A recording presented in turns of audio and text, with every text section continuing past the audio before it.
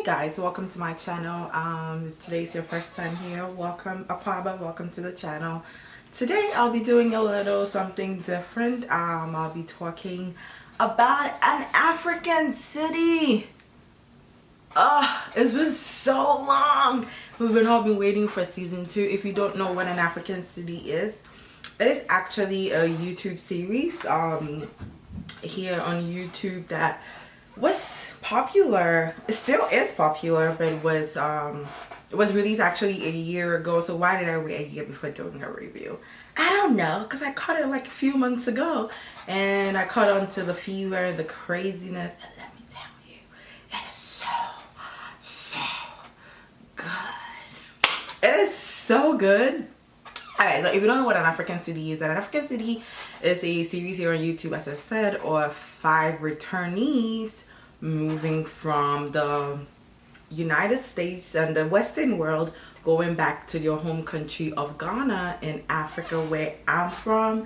So you know this is about to be a good review, right?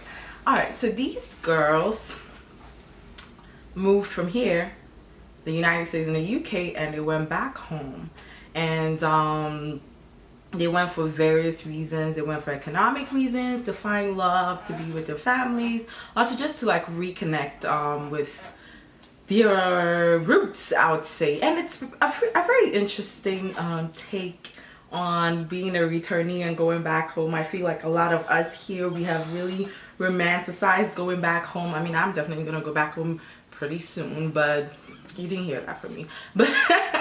But I really like the take that the writers and the producers took of an African city, and I just thought that we should talk about it because season 2 is out. So I'm gonna give you some season 2 spoilers, and I wasn't gonna talk about season 1. So an African city is about 5 girls: Nanaya, Sade, Zainab, McKenna, and Ngozi, right? So these are people that were born in Ghana and Nigeria, for Ngozi's case, because her name is Nigerian, and then were moved here into the Western world, you know, with your families. And now you're old, say in your 30s, and you're going back home. So they were just like really telling us what happens and what to expect when you're going back home. And I feel like this is a really interesting thing about I actually likened it to Sex in the City because I watched Sex in the City a lot.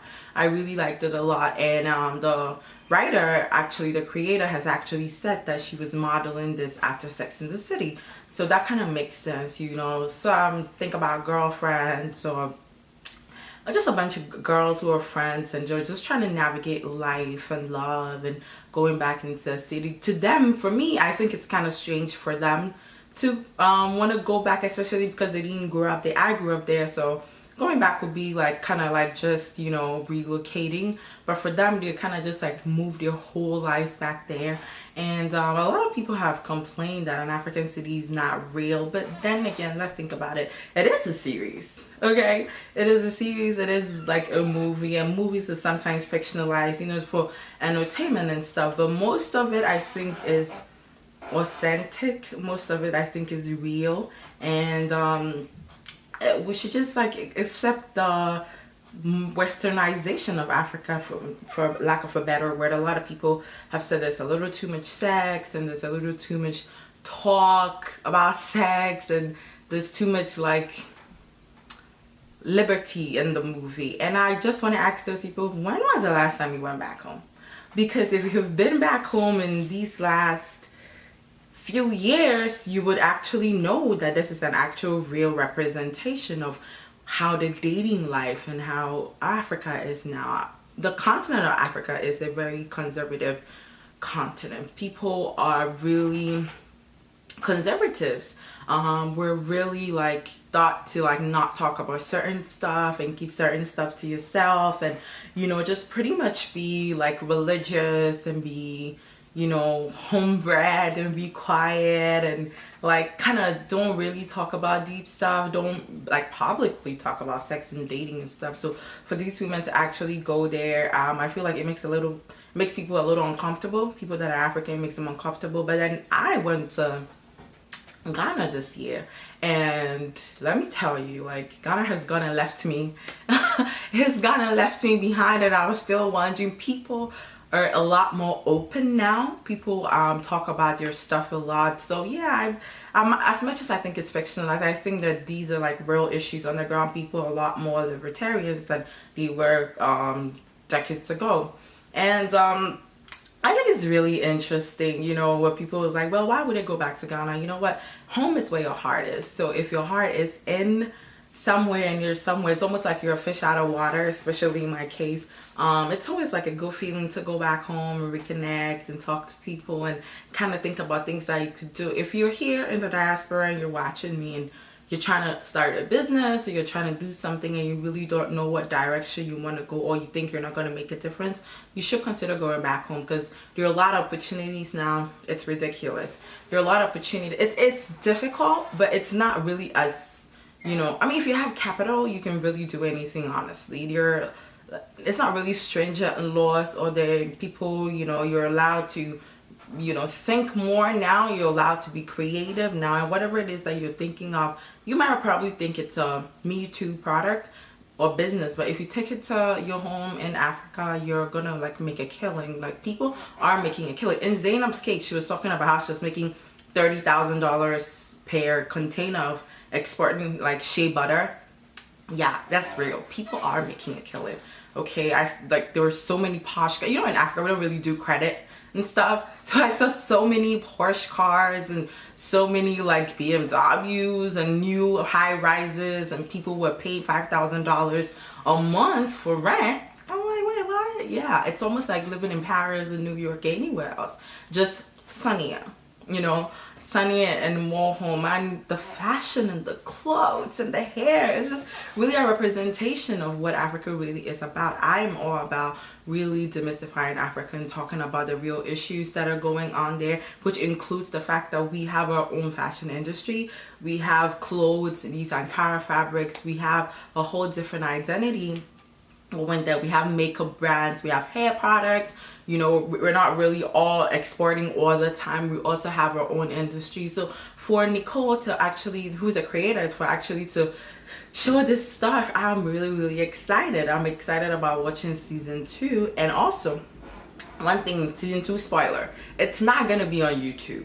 So if you think you're gonna be waiting for An African City on YouTube, you're gonna be waiting for an eternity, because it's not gonna be on YouTube. They have a website now. It is anafricancity.vhx.tv, because I follow all of them, the characters on Instagram, and I follow Nicole also, and they are saying they're moving to a new platform, which you would have to pay for. It's, I think, $19.99, almost $20 for the whole entire season 2. I think it's worth it. Or let's like support our African movie players. It is really difficult. The movie industry in Africa is actually pretty young. There's just a couple decades old. You know, I mean, the oldest country in Africa maybe probably like 50, 60 years. Well, 60 years, I think. Or almost 70 years. Libya, Ethiopia. I don't know. Almost 60 years. So yeah, definitely let's support them.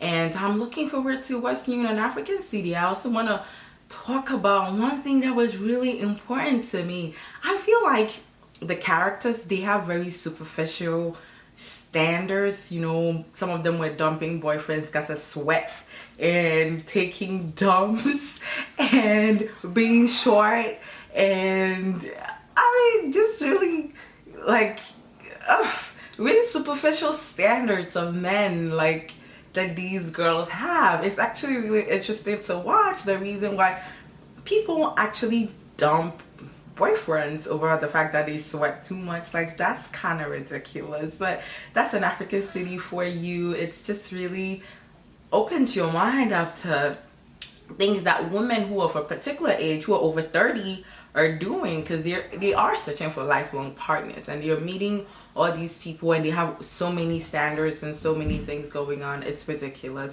I mean, definitely when you're watching, open with watch with an open mind, but for the most part, I think that the writers and the creators are doing a great job.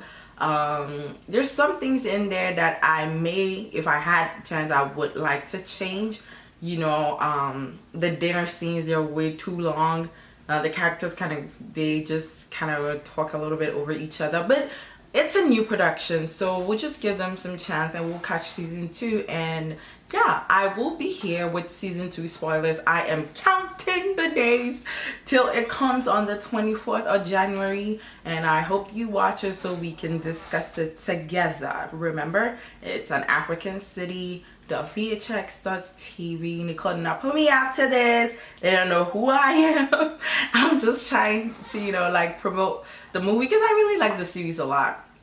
I like the costume, I like the music, I like everything. Yeah, so if you watch an African City, let's discuss, do you think that westernized Africans are able to navigate like going home properly more than some of us who were born and raised there?